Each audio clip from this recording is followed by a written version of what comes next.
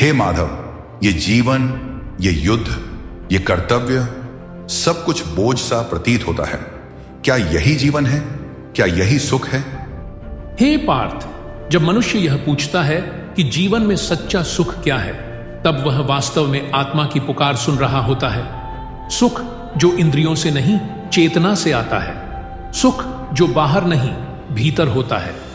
मनुष्य अपने जीवन में सुख की खोज करता है, किंतु वह उसे भौतिक वस्तुओं में ढूंढता है।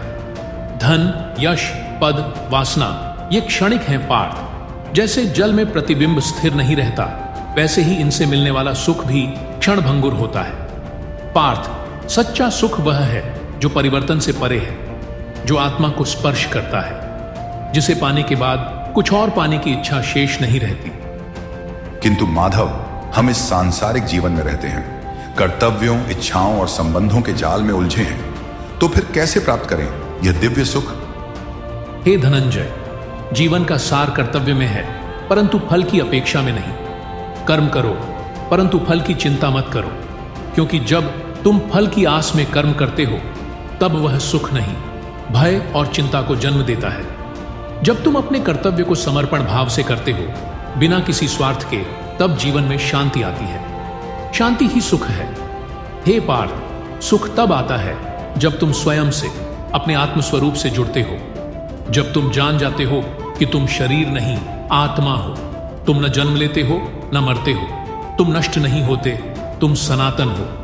जब मनुष्य अपने जीवन को केवल दूसरों की अपेक्षाओं से जीता है, तब वह दुख की ओर बढ़ता है। पर जब वह जीवन को सेवा, प्रेम और समर्पण के पथ पर चलाता है, तब वह भीतर से भर जाता है।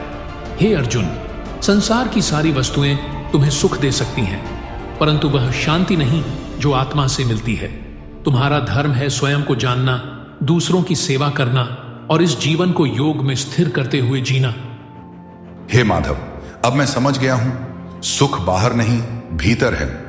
कर्तव्य में, समर्पण में और आत्मा की पहचान में ही सच्चा आनंद है।